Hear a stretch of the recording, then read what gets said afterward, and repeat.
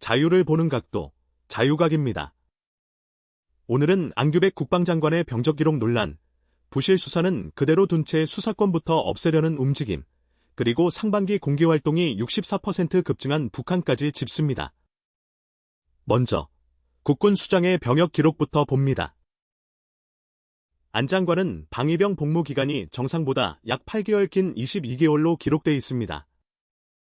본인은 행정착오라 해명하지만 고발인 측은 7개월간 무단 군무 이탈에 30일 구금이 병적 자료에 적혀 있다고 주장합니다. 국방부는 9일에도 정상적으로 복무를 완료했다며 지난 청문회 소명으로 가름했습니다. 정작 진위를 가릴 병적 기록부는 1년이 지나도록 내놓지 않았고 잘못됐다면서도 정정 신청조차 하지 않았습니다. 결백하다면 방법은 간단합니다. 병무청에서 며칠이면 떼는 기록 1장, 그거면 끝날 일을 장관은 믿어달라로 미룹니다. 국군 통수의 자격은 신뢰의 문제가 아니라 증명의 문제입니다. 끝내 못 내놓는 기록은 이미 답의 절반입니다.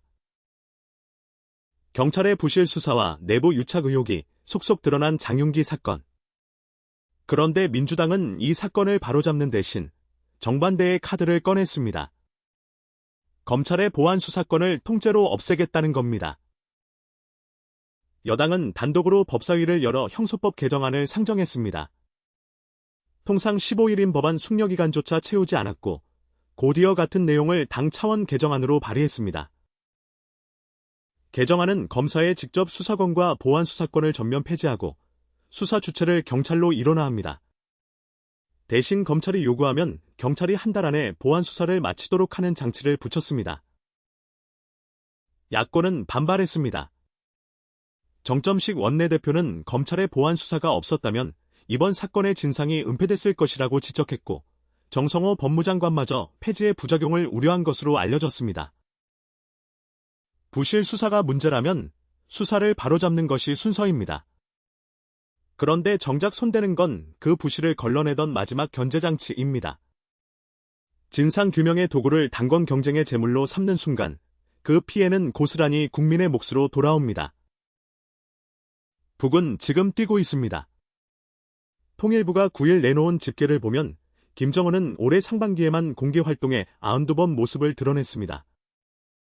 지난해 같은 기간에 2배가 넘는 수치입니다. 집권 이후 세 번째로 많고 2014년 이후 상반기 기준으로는 최다입니다. 특히 군사 분야가 40번으로 집권일에 가장 많았고 정치 행보는 5번에서 22번으로 4배 넘게 뛰었습니다. 김정은의 딸주에도 19차례 동행하며 지난해 연간 횟수를 벌써 넘겼고 그중 11번이 군사 현장이었습니다. 후계 구도까지 군을 무대로 삼고 있다는 신호입니다. 활동량은 곧 메시지입니다. 군을 앞세운 광폭 행보는 도발과 과시의 신호로 읽는 것이 안보의 상식입니다. 문제는 이 신호를 우리 정부가 제대로 읽고 있느냐입니다.